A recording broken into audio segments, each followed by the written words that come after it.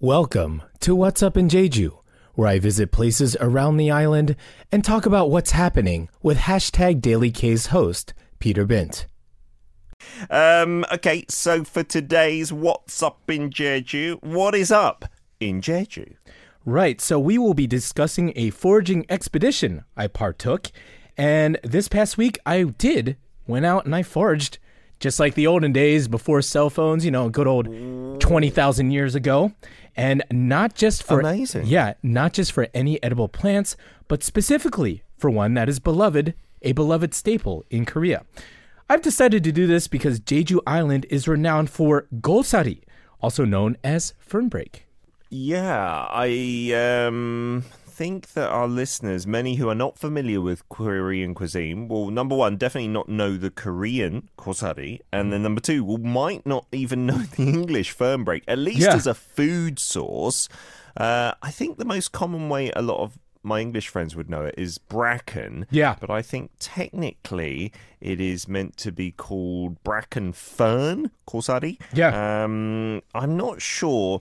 It's not my favourite banchan side dish out there, but when I'm having bibimbap or maybe yukgaejang, the mixed rice or the kind of spicy soup with the beef broth, then it's got to be in those to make it complete. Yeah, that's right. In fact, that's probably just a really good point, Peter. Why don't we just dive into our first image? I think when a lot of our, especially our viewers, when they see the picture, they're like, oh, okay, that's what it is, Gosari. Yeah, we've got it on the screen. So this is once it's been kind of treated and dried and like seasoned and everything. That's what it ends up looking like. I'm assuming that's not how you picked it unless you were foraging in a banchan store. You assume correctly, so why don't we just dive into our next image? We can see the next one, and that'll show you it in its natural state. Okie dokie. We'll get our second image up as well. And it looks very different, doesn't it? Yeah, this is me with the Gosari I snagged on my foraging adventure last week. As you can see, the plants start off mostly green. Honestly, sometimes with touches of brown and sometimes a little bit fuzzy. It's really wild because the wild Gosari, it really depends on its specific environment within its own 1 by 1 meter space that kind of really influences how it's going to look. It comes down to just knowing what you're looking for because you can pick the wrong plant and you'll be in trouble there. But I went and I picked this Gosari and it was a fresh shower. I was so excited because the day before we had some pretty heavy rain, and that's great because once you have heavy rain, the day after is prime picking time. And, along with that, Jeju's clean, the weather's friendly, so the Gosari here thrives here. People from all over the country, they fly down here now. All of the in-laws, those who live here, Koreans who live here, all the in-laws are coming down right now to go hunt some Gosari. Amazing, yeah. And if you weren't watching the video stream yet, as a side dish, it's very brown, uniformly so, and it's a bit soft, but it's chewy at the same time. But when you're picking it, it's very much predominantly green, and it looks like it's got a lot of life in it still. Yeah. And that eventually becomes your Gosari side dish, right? So are you allowed to just go and pick it randomly? That's a really good question. You can't just go picking Gosari willy-nilly in the forest, especially in national parks. That's just a big no-no and could land you a hefty fine up to 50 million won. You could even face jail time. So you really got to stick to private land with permission or especially designated grasslands. So that's a really good point, Peter. Thanks for bringing that up. That's interesting, yeah. In the UK, no one eats this, so a lot of Koreans will go into the forest or parks and pick out, sometimes I think more than you're supposed to. And I don't even know if you're supposed to pick any, but it just gets frowned upon, not for purposes of you're taking all our Gosari, but just what are you going to do with that? A lot of Brits will ask Koreans out in groups, Korean churches will often go after Sunday during the season and get a load of this. And Brits are then no, you can't eat that. And they're no, of course we can. Yeah. And that leads to an interesting conversation as well. Yeah, absolutely. Are there then some dangerous plants out there that if you're not trained, you might be picking? That's the key word is if you are trained or not trained, it's best to really go with folks who know what they're doing, not just for navigation, because you really got to know the best Gosari picking spots, as you'll see, are in the middle of this bush, and it's very easy to lose your way. It can get quite dangerous, and there have been cases of some pretty dangerous situations. Not just that, as far as getting lost, but also Jeju, we were with a buddy of ours who was kind enough to show us around, and he pointed out some seriously poisonous plants that look like these little like these little like sprouts, like, oh, that's cute. And he's like, yeah, that's like 20 times deadlier than cyanide. You would just have no idea. What? Right? Yeah. So it's really best to have somebody who really knows what they're doing, honestly. Do we have a map time, by the way, to show us where you did this? We do have a map time. Why don't we check out the map, Peter? Dun, dun, dun, dun, dun, dun, dun. Ha! Look at that. What have you done? Is this like Mario time? It looks like one of those little blocks that I would bash with my fist with a question mark and an exclamation mark. Right, because it's a secret, Peter. That's the thing. It's like, there's expressions in Korean where you don't even tell your own children your favorite Gosari spots, right? So my goodness. Yeah. So you really keep it a secret that folks within themselves, their own community, they'll say, oh yeah, I went out and picked some Gosari, but you never tell them where your spots are, because you don't want everybody else to come and hoard all your favorite pickings, right? Wow, that's just selfish, but I've come to expect that. I'm sure the listeners have as well. We can't be more specific because Mark is not playing ball. You did seem to have a great time. Wait, what kind of area was that? Was that somewhere that was private or a designated piece of land where anyone can do it? Yeah, it was an odom, right? A volcanic cone, one of the smaller volcanic hills in Jeju.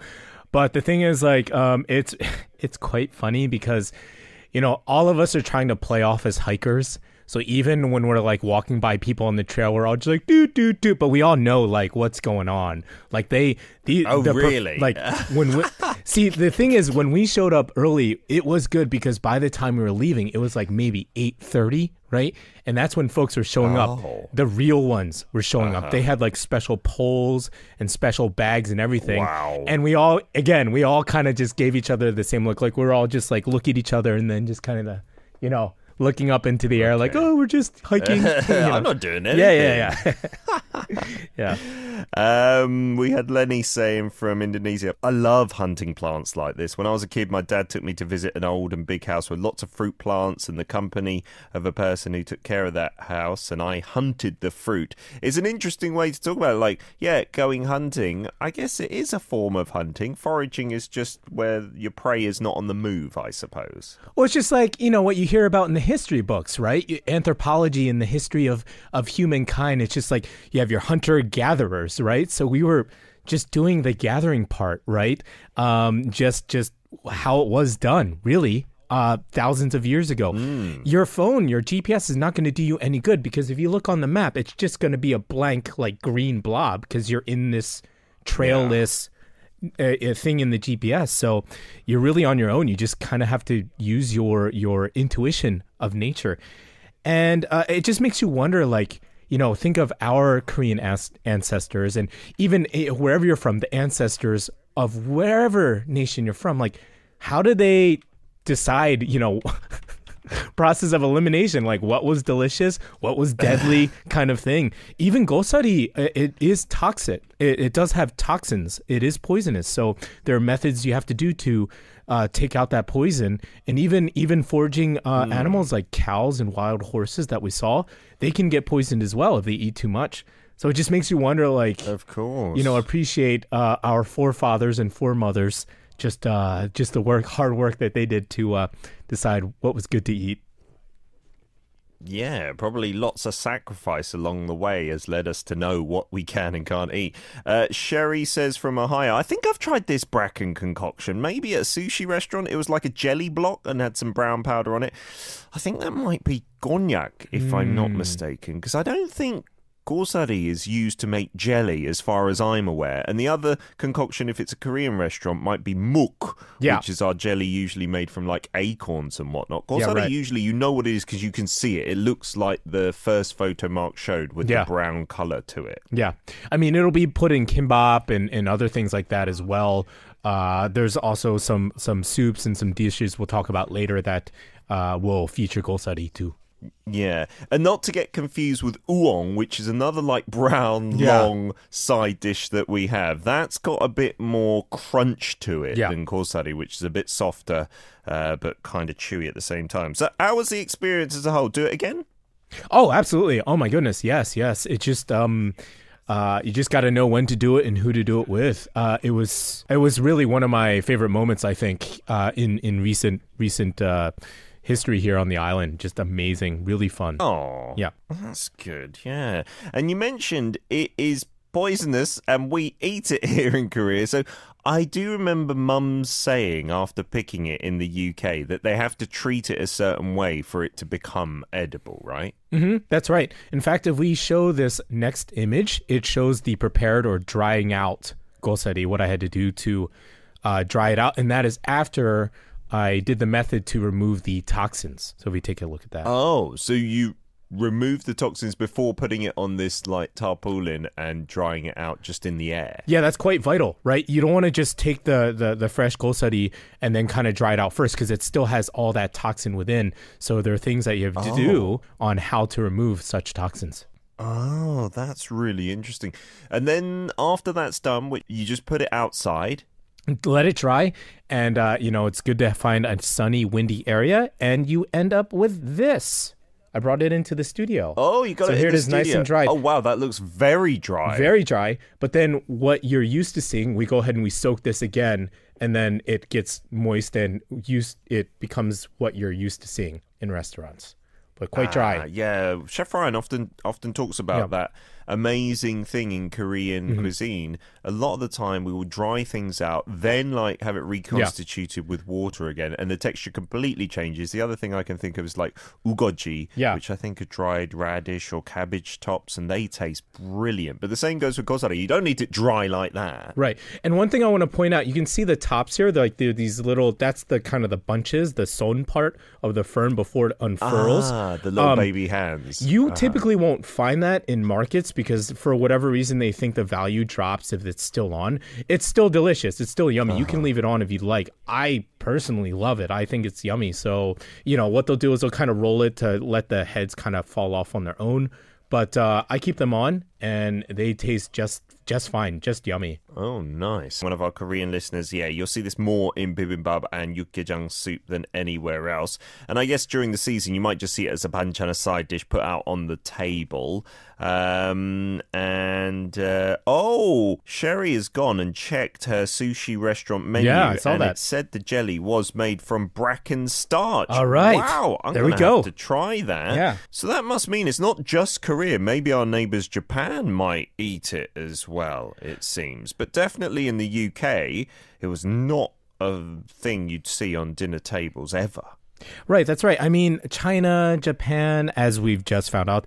But yeah, Korea, it uses it a lot. It's undeniable. Ray Kim, she brought up a really good point. Gosari 육개장, also the Gosari 해장국, or the Gosari hangover soup, or porridge. If we take a look in the next image here, take a look in the last image. Oh, wow. I've never heard of that before. Gosari 해장국. Yeah, so Gosari, shredded pork broth.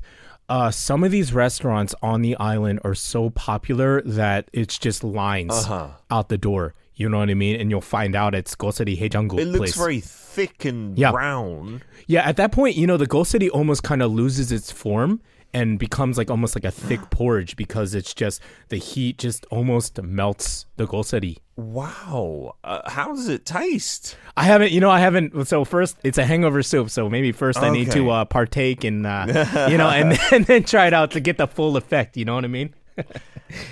Oh, wow. Yeah, and I've not heard of that on the mainland, so it must be thanks to Jeju's abundant amount of gosari. So we're going to do some more cooking in part 3, preparing it in not a strictly traditional way. Yeah, this is a Korean Western fusion recipe. Not that I came up with. This was based off of Korean bloggers, right? So I didn't, just abominize gosari here. We diligently looked. JY diligently looked for very popular Korean Western fusions, and it was pasta alio olio kind of recipe that we found by a popular Korean blogger. So it turned out pretty great. I've never heard of Gosari being used in pasta before, and maybe this is a good thing because it can be a bit tricky to perhaps first try out Gosari. It's not something that might immediately take your fancy, so this might be a good gateway. I'm so curious. Okay, if I could describe the texture, not the taste, but the texture, it would be like kind of freshly cooked asparagus, right? You know how asparagus kind of is, it has a bit of like firmness to the outside part, but then it's a bit soft on the inside. Not the taste, but as far as the taste, we are talking top pungmi or umami, like savory. Even the smell is so pungmi, just really, really savory smell. It was so like the smell, the fresh smell, it was almost like a thick, saucy smell to it, if I can explain it. Yeah, that is a good way to describe Gosari. It's not a punch you in the face kind of smell, but or flavour.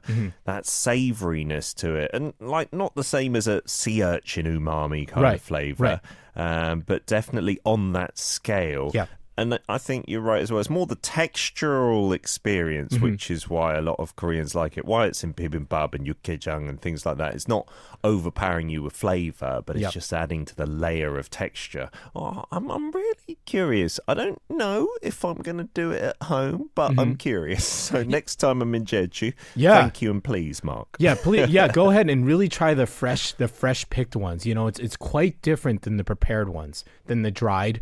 Then they dried and then redone. It's a very different experience. Yeah, and it must be a bit tricky to get your hands on these fresh. There must be a seasonal window for that in your local maybe supermarket or fruit and veg place. Yeah, right now. I mean, it's like the end of the March, early April.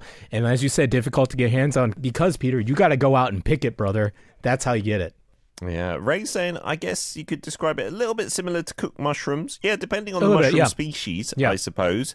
Could be similar to a few of those. Maybe the stringy ones. No, it doesn't really have that texture, does it? Asparagus, that's a good kind of fresh synonym. Yeah. Marcus, thank you so much for this week and you becoming a chef for us. If you want to find out more information, there's a website for a festival. Yeah, that's happening in April next Saturday and Sunday. It's Jeju Gosari Festival taking place in Namwon Village in the southern port. So check out www.jejugosari.net if you're interested. So they got a festival going on. Nice stuff. All right, we'll see you again next Tuesday. See you then, brother. What's Up in Jeju is supported by the JDC, which is creating a free international city that resembles nature, embraces the future, and reaches the world. I'm Mark Wilson Che, with writer Che Jung-yun. This is Arirang Radio.